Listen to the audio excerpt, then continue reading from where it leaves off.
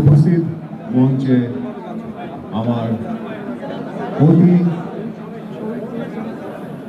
Senior এবং গণ্যমান্য ব্যক্তিরা বসে আছেন এবং সামনে আমাদের প্রিয় সাংবাদিক ভাইয়েরা, ইলেকট্রনিক প্রেস মিডিয়া, ইউটিউব এবং যে যে চ্যানেলের সাথে জড়িত আছেন সবাইকে শুভ সন্ধ্যা। ডার্ক ওয়ার্ল্ড থেকে বেরিয়ে তছনছ করবে, এটাই হলো প্রত্যাশা। এর সাথে আমরা আমাদের খোকন ভাইকে, বদরুল খোকন আমার খুব প্রিয় একজন ব্যক্তি, বড় ভাই, যার বেশ কয়েকটি ছবি করেছি, পুরোটাই আলাদা।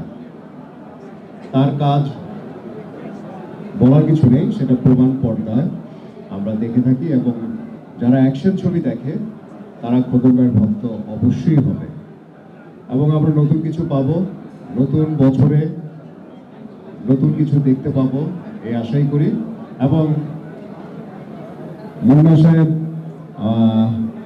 খুব বড় মনের মানুষ এবং অনেক সাহস নিয়ে এখন এই ক্লান্তির লগ্নে যিনি ছবি প্রযোজনা করছে তাকে আমরা সবাই উৎসাহিত করব এবং প্রেরণা যোগাবো।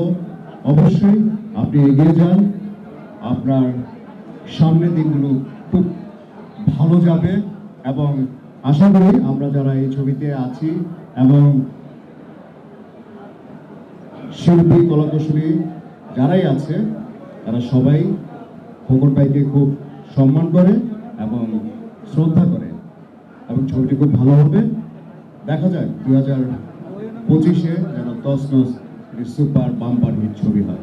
যে সময় আমরা অত্যন্ত দিশাহারা অবস্থায় আছি, চলচ্চিত্রে সত্যিকার অর্থে কী হবে কোনো পথ নির্দেশনা নাই, আমরা কোথায় যাব, কার কাছে যাব, কি আমাদের চলচ্চিত্রের ভবিষ্যৎ, এরকম একটা যখন আমরা কী বলবো দুরবস্থার মধ্যে আছি, সেই সময় জনাব মুন্না সাহেব এরকম একটি চলচ্চিত্র নির্মাণের মধ্য দিয়ে সত্যি আমাদের চলচ্চিত্র শিল্পকে আমি বলবো অত্যন্ত সাহসিকতার সাথে একটি বিরাট আমাদের চলচ্চিত্র শিল্পের জন্য একটি বিরাট অবদান রাখছেন। এই জন্য তাকে আবারও আমি কৃতজ্ঞতা এবং ধন্যবাদ জানাই। আরও যারা চলচ্চিত্রের সাথে জড়িত আছেন সবাইকে। আর আমি আমার সাংবাদিক ভাইদের বোনদেরকে বলবো যে প্রচারের প্রসার, আমি যখন সাংবাদিকতা করেছি তখন স্বেচ্ছায় এই প্রান্ত থেকে ও প্রান্তে দৌড়াইয়া ছুটে যাওয়া, চলচ্চিত্রের পক্ষে যাতে নিউজ হয়, দর্শক যাতে সেই চলচ্চিত্র দেখতে আগ্রহী হয়, তাদের মনে যাতে একটি কিউরিওসিটি সৃষ্টি হয়, সেরকম সংবাদ আমরা পরিবেশন করেছি। আমরা শিল্পীদেরকে এমনভাবে উপস্থাপনা করেছি যাতে ওই শিল্পী একটা জনপ্রিয় হয়ে ওঠে এবং তারকা খ্যাতি পায় এবং সেই ক্ষেত্রে দেখা গেছে যে সেই ছবি সফল হয়েছে। আমি উদাহরণস্বরূপ বলতে পারি, চাঁদনি যখন রিলিজ করে শাবনাজ নাইমের, তখন আমি পুরোপুরি সাংবাদিকতা করি। আমরা সাংবাদিকতা বা আমাদের ভাষ্যাসে যারা সদস্য ছিল, চিত্রাণী, সিনেমা, কুরবানি এবং অন্যান্য পত্রিকায় যারা আমরা কাজ করতাম, প্রত্যেকে এমনভাবে সেই নিউজগুলো পরিবেশন করতাম বা উপস্থাপন করতাম যে দর্শকের মনে আগ্রহ তৈরি হতো সেই ছবি দেখা। এরপরে আমরা যখন কেমন থেকে কেমন রিলিজ হলো, তখন আমরা নতুন শিল্পীদেরকে, সালমান মৌসুমীকে এমনভাবে আমরা উপস্থাপন করেছি যাতে সেই ছবি দেখতে দর্শক আগ্রহী হয় এবং হয়েছিল, ছবি সফল হয়েছিল। আজকে যারা নতুন আসছে, নতুন শিল্পী আসছে, তাদের জন্য এই স্পেসটুকু আমাদের সাংবাদিক ভাই বোনদের কাছে চাই এবং তাদের দিতে হবে।